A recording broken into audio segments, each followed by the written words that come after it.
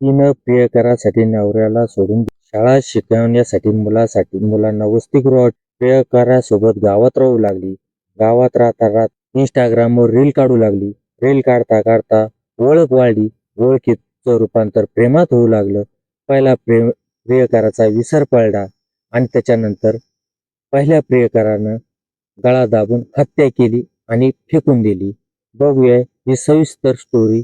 यासाठी आपल्याला जायचे पंढरपूर, म्हणजे विठ्ठल पांडुरंगाचा पंढरपूर या तालुक्यात घडलेली सत्य घटना. याच्यासाठी तिथं जायचे. नेताजी जाधव आणि सोनाली यांचा विवाह साधारण 2010 साली भुरसळे ह्या गावात झाला. आता हे भुरसळे हे गाव तिचं सासर आहे. तिथे गेले गुण्यागोविंदाने त्यांचा संसार चालला. सगळं सुरळीत होतं. त्याच्यानंतर काही कालांतरानं 2017-18च्या टायमाला सर्वांच्या हातात अँड्रॉइड मोबाईल आले. त्याच्यानंतर टिकटॉक होतं. टिकटॉक बंद झालं. बंद झाल्यानंतर तिथून इन्स्टा आलं. इन्स्टावर लोकांचे ट्रेड वाढ. प्रत्येकाच्या हातात मोबाईल आला. प्रत्येक महिला रील स्टार व्हायला लागली. स्वप्न पाहू लागली आणि प्रत्येक जण आपापल्या पद्धतीने आपले टॅलेंट त्याच्यात दाखवायला लागल्या. तशीच ही करायची आणि फेसबुक पण पोस्ट करायची. पण जो नेताजी जाधव आहे त्याला सोनाली ही नेहमी नेहमी पोस्ट करायची आणि त्याच्यावर काही चांगल्या कॉमेंट्स यायच्या, काही वाईट यायच्या. ते त्याला आवडत नसे. त्यानं सांगितलं तू करू नको. पण त्याच्यातूनच तिची एक ओळख झाली. सोनगाव भोसे म्हणजे तिचं माहेर आहे. त्या माहेरच्या जे तरुणासोबत तिची ओळख झाली. त्याचं ओळखीचं रूपांतर प्रेमात झालं. नम्राची देवाणघेवाण झाली. बोलचाल वाढायला लागली.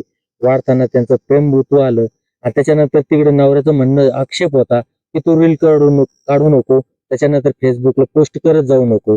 तरी पण ती ऐकायला तयार नव्हती. तर असं करता करता त्यांना 2 लेकरं होईल होते. 2 लेकराची माया असूनही तरी रील साठी नांदवली आणि जीवाशी मुक्ती. आता ही काय केलं, हिनं नवऱ्यासोबत भांडण केलं आणि सरळ आपल्या माहेरात निघून आली. माहेरात निघून आल्यानंतर त्याच्याकडे आली. तिचा प्रियकर आहे गावातला तुकाराम वामन गावधने, वय वर्ष 37. आता याचं पण लग्न झालेलं होतं. याचा पण सुखी संसार होता. परपंच सुरू होता. पण याचं पण प्रेम आंधळा असते. प्रेम कोणावर पण होते. तसं याचं प्रेम झालं. पण ते गावात आल्यानंतर त्यानं काय केलं, गावातच बाजूला दूर अंतरावर एक रूम भाड्याने घेतली आणि रूम भाड्याने घेऊन तिला तिथं ठेवू लागला. ठेवल्यानंतर त्यांना पण मुलांची अडचण होऊ लागली. कारण की एक कधी पण गेला की तयार होत नसे ना. कारण की मुलं जागी राहायचे. त्याच्यानंतर झोपेपर्यंत थांबायचं त्यांना घोळसाघोळशी खेळण्यासाठी. मग त्यांनी काय ठरवलं की बाई मुलं आपली ही मुलं आता आपल्याला पंढरपूरमध्ये आपण एका वसतिगृहात यांना ठेवून देऊ. आणि त्यांनी तसं केलं. त्यांनी वसतिगृह गाठलं आणि तिथे ते मुलं ठेवले. म्हणजे 2 जण खोलले. ते दिवसभर रील काढायचे. नंतर तो आला की रील बंद राहायचे. नंतर त्यांचा नंगापुंगा कार्यक्रम चालायचा. आता तुम्ही विचार करा, याचं पण लग्न झालेलं आहे. पण याच्या पण घरी मग घरची पण जमीन तशी वाट पाहत होती. मग घरच्या बायकोला माहीत झालं. गावात त्याच्या प्रेमाचा दांगडू झाला. त्यांच्या लफड्याचा दांगडू झाला. दांगडू झाल्यानंतर त्याच्या बायकोला माहीत झालं. त्याच्या बायकोनं काय केलं, तुकाराम सोबत भांडण केलं. तो पण मारझोड करू लागला आणि बायको काढून दिलं. बायको त्याची तुकारामची बायको माहेराला निघून गेली. आणि मग तर काय यांना मोकळं रान झालं. मग ते पण तुकारामच्या भावाला सहन नाही झालं. तुकारामच्या भावानं त्याला शिवीगाळ करून त्याला पण घरातून हाकलून दिलं. हा तिच्याच सोबत राहू लागला. तिच्याच रूम मध्ये राहू लागला. काम धंदे करायचा. पण बायकोचे जे दागिने त्याने ठेवले होते ते दागिने त्या पोरासाठी, हॉस्टेलसाठी आणि तिच्यावर खर्च करण्यासाठी याचे गेले. त्याची जी बँकेत ठेवी होती ती पण तिच्यावर त्यानं उधळली. पण त्याच्यानंतर तिला काय झालं, असं ते रील काढता काढता, आणि तुम्हाला माहिती रील मध्ये काय, लेडीज कोणती लेडीज ना टॅलेंट असो अगर नसो, फक्त ते नुसतं मांडी किंवा ढुंगण दाखवलं किंवा वरचे 2 बटन जरी खोलले तर ती रील स्टार होण्यासाठी तिला पुरेसं आहे.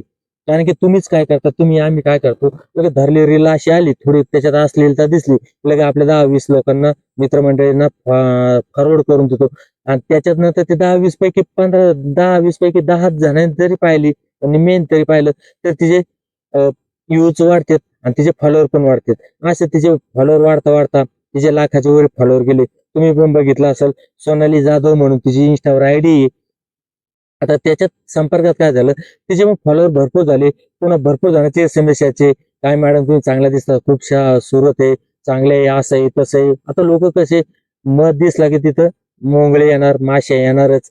आणि गुळाचा खडा असला मोंगळे तिथं चिटकणारच. आता हा गुळाचा खडा कसं आहे, ही आभाशी दुनिया आहे. इंस्टाग्राम म्हणजे आभाशी दुनिया आहे. आपलं जीवन आणि हे आभाशी जीवन हे खूप मोठा फरक आहे. आता ही पण त्या दुसऱ्याला भय पाळली. कारण तिनं पण दुसऱ्याला होकार देवानं सुरुवात केला. तो पण याचा, ती त्याच्यासोबत फिरायची. आता हे तुकारामचं टाळकं हल्लं. कारण याच्यामध्ये की आपण तर सगळं पाखराला सगळं खाऊ घातलं, दाणे खाऊ घातले, पाणी पाजलं, सगळं केलं आणि पाखरू दुसरंच उडवायला लागले. त्याच्यानंतर यानं पण डोळ्यानं बघितलं. त्याच्यानंतर 6 एप्रिलचा दिवस उगवला. 6 एप्रिलचा दिवस उगवला. त्याच्यानंतर त्यानं सांगितलं की "बघ, तुझा वाढदिवस आहे आज, चाल तर मला काहीतरी गिफ्ट द्यायचंय." आता हिच्या मला काहीतरी आयफोन वगैरे काहीतरी देईल मला गिफ्ट. म्हणून ती पण त्याच्या गाडीवर बसली. सुमारे 1चा सुमार होता. त्या मोटरसायकलवर बसली. दोघ जण निघून गेले आणि त्याच्यानंतर त्यांनी काय केलं, उजनी कालवा आहे तिथं आले. त्यांच्या नंतर तिथं पण पुन्हा त्यांचा वाद तयार झाला. वाद तयार झाल्यानंतर त्याला इतका राग अनावर झाला आणि त्यानं सांगितलं, तुझ्यासाठी मी माझी बायको सुद्धा माहेरी काढून दिली. त्याच्यानंतर तुझ्यासाठी मी माझ्या घरातलं दागिने, सोनं आणि पैसा आदला सर्व तुझ्यावर उधळलं आणि तू जर दुसऱ्याच्या गाडीवर जर फिरत जर असेल, हे मला सहन होणार नाही. पण तिनं पण काही हागी केली नाही. त्यांचा बोलण्याचा वाद वाढत गेला. त्याच्यानंतर तुकाराम राग अनावर झाला आणि त्यानं तिचा गळा दाबला आणि उजनी कालव्यात तिचा मूर्तिदेह फेकून दिला आणि काहीच झालं नाही. अशा आयुर्भावात तो घरी आला. घरी आल्यानंतर तसंच राहिला.